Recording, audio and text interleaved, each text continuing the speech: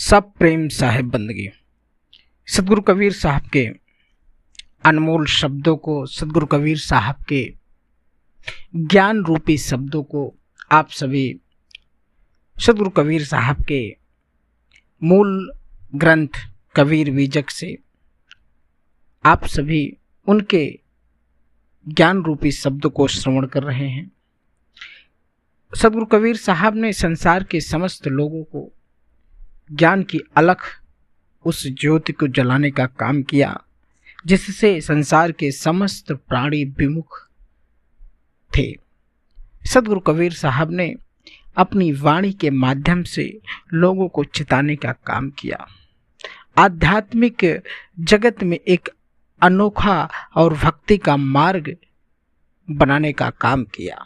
सदगुरु कबीर साहब की बीजक से सदगुरु कबीर साहब ने अपने शब्द में शब्द नंबर 6वें शब्द में सदगुरु कबीर साहब कहते हैं कि संतो अचरज एक भाव भारी, पुत्र धैल महतारी, पिता के संगे भई बावरी, कन्या रहल कुंवारी, खसमय छाड़ी ससुर संग गौनी, सो किन ली बिचारी।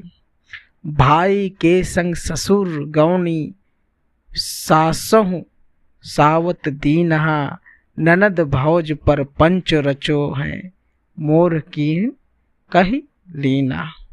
समधि संग नहीं आई, सहज भाई घर बारी, कहाँ कबीर सुनो हो संतो, पुरुष जन्म भाव नारी।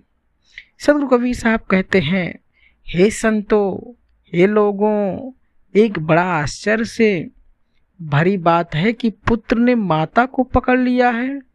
एक कुंवारी कन्या अपने पिता के साथ पागल बन गई है, अर्थात माया रूपी कुंवारी कन्या जीव रूपी पिता के साथ पगला गई है। जीव को इसने पथ भ्रष्ट कर दिया है। एक बात और सुनो, माया एक ऐसी नारी है जिसने अपने पति जीव को छोड़कर अहंकारी रूपी ससुर को साथ भाग गई, अर्थात मनोवृत्ति आत्मलीन ना होकर अहंकार लीन हो गई है। या माया रूपी जो स्त्री है, या माया रूपी जो नारी है, अपने पति को छोड़कर अहंकार रूपी जो यह संसार में जो बसा हुआ है उस ससुर के साथ वो चली है।